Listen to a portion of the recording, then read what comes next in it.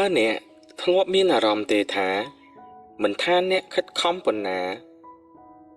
ក៏អ្នកនៅតែគិតថាមាននរណាម្នាក់ដែលហាក់ដូចជាល្អជាងអ្នកជានិច្ចពេលខ្លះយើងមិនមែនហត់ដោយសារការងារច្រើននោះទេប៉ុន្តែហត់ដោយសារការយកជីវិតខ្លួនឯងទៅវាស់ជាមួយជីវិតអ្នកដទៃរាល់ថ្ងៃយើងឃើញភាពជោគជ័យស្នាមញញឹមនិងជីវិតដ៏ល្អឥតខ្ចោះរបស់មនុស្សជាច្រើនរហូតភ្លេចសួរខ្លួនឯងថាតើខ្ញុំកំពុងរស់នៅតាមផ្លូវរបស់ខ្លួនឯងដែរឬទេប្រសិនបើថ្ងៃនេះអ្នកមានអារម្មណ៍ថាចិត្តមិនស្ងប់សូមទុកពេលសម្រាប់ខ្លួនឯងបន្តិចមិនចាំបាច់ប្រញាប់ស្វែងរកចម្លើយភ្លាមទេគ្រាន់តែអង្គុយឲ្យស្រួលដកដង្ហើមយឺតហើយអនុញ្ញាតឲ្យចិត្តស្ងប់ម្ដងបន្តិចនៅក្នុងវីដេអូនេះយើងនឹងស្វែងយល់ពីរបៀបបញ្ឈប់ការប្រៀបធៀបខ្លួនឯងនិងរៀនរស់ដោយភាពសុខសាន្តជាងមុន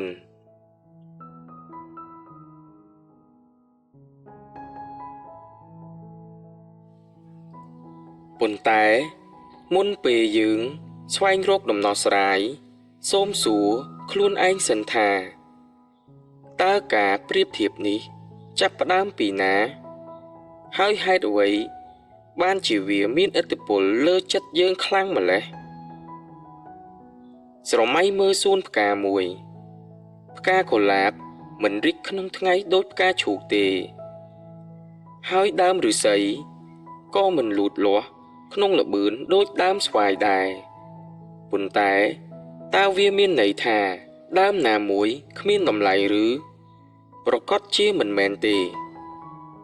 ធម្មជាតិមិនប្រកួតប្រជែងគ្នាឡើយវាគ្រាន់តែលូតលាស់តាមពេលវេលារបស់វា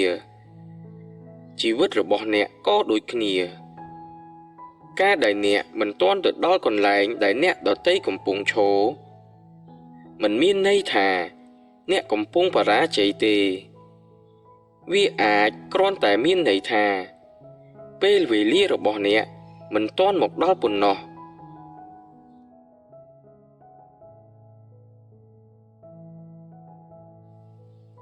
ពេលយើងយល់ថាមនុស្សម្នាក់មានដំណើរផ្សេងគ្នាសំណួរបន្ទាប់គឺហេតុអ្វីបានជាយើងនៅតែមានអារម្មណ៍មិនគ្រប់គ្រាន់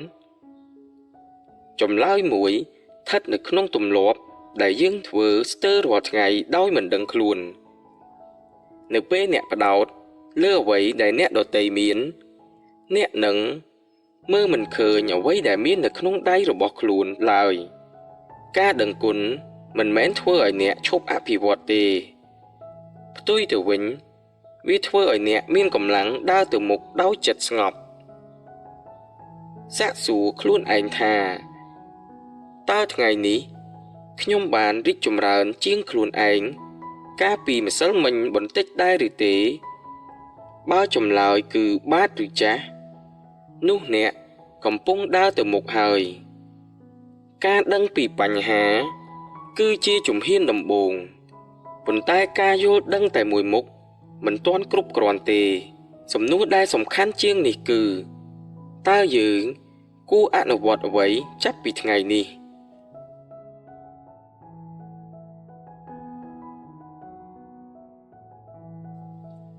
ភាពរីកចម្រើនពិតប្រាកដ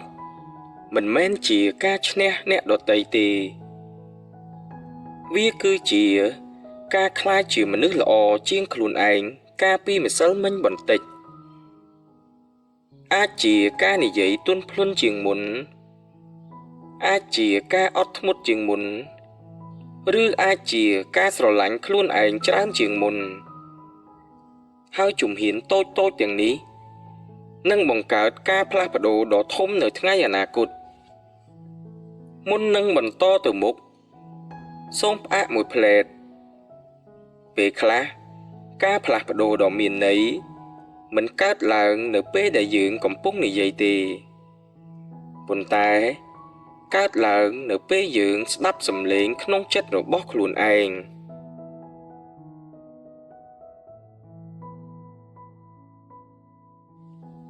ឥឡូវនេះ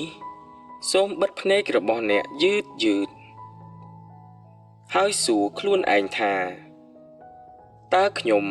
កំពុងរស់នៅដើម្បីបំពេញបេះដូងខ្លួនឯងឬដើម្បីឲ្យអ្នកដទៃសរសើរតើខ្ញុំអាចលះបង់ការប្រៀបធៀបមួយចំណែកចាប់ពីថ្ងៃនេះបានទេពេលខ្លះចម្លើយដែលយើងតែងតែស្វែងរកតែងតែស្ថិតនៅក្នុងភាពស្ងប់នៅក្នុងខ្លួនយើងជានិច្ចនៅពេលដែលចិត្តរបស់អ្នកចាប់ផ្ដើមស្ងប់ហើយនេះជាពេលសមរម្យក្នុងការដាំគំនិតថ្មីសូមនិយាយពាក្យទាំងនេះទៅកាន់ខ្លួនឯងដោយភាពជឿជាក់និងទន់ភ្លន់ថាថ្ងៃនេះខ្ញុំជ្រើសរើសគោរពដំណើររបស់ខ្លួនឯងខ្ញុំមិនចាំបាច់រស់ដូចអ្នកណាម្នាក់ទេខ្ញុំមានតម្លៃដោយសារខ្ញុំជាខ្លួនខ្ញុំទទួលយកភាពមិនល្អឥតខ្ចោះរបស់ខ្លួនដោយចិត្តទូលាយ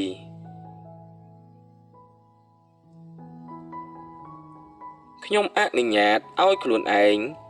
រីកចម្រើនតាមល្បឿនរបស់ខ្ញុំដឹងគុណចំពោះអ្វីដែលខ្ញុំមានខ្ញុំជឿជាក់លើជំហានតូចៗដែលខ្ញុំកំពុងដើរខ្ញុំបញ្ឈប់ការវាស់តម្លៃខ្លួនជាមួយអ្នកដទៃខ្ញុំជ្រើសរើសសេចក្តីសុខជាជាងការប្រកួតប្រជែងរាល់ថ្ងៃខ្ញុំកំពុងក្លាយជាមនុស្សដែលល្អជាងមុន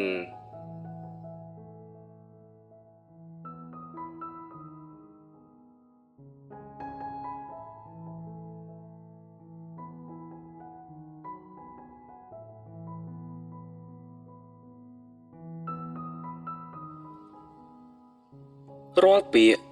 ដែលអ្នកទើបតែនិយាយនេះមិនមែនជាការស្រមើស្រមៃទេវាជាការរំលឹកថា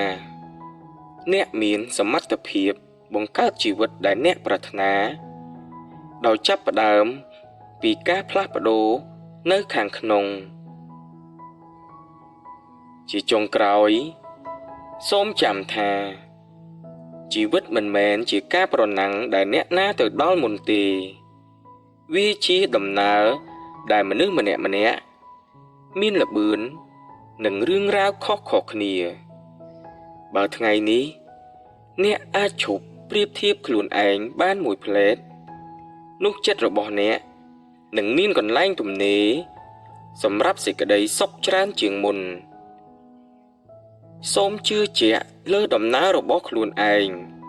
សូមផ្ដល់ពេលវេលាឲ្យការរីកចម្រើនរបស់អ្នកហើយកុំភ្លេចថាមនុស្សតែម្នាក់ដែលអ្នកត្រូវប្រៀបធៀបជាមួយគឺខ្លួនអ្នកកាលពីម្សិលមិញប៉ុណ្ណោះសូមឲ្យថ្ងៃនេះក្លាយជាថ្ងៃដែលអ្នករស់នៅដោយភាពស្ងប់សុខសេចក្តីសង្ឃឹម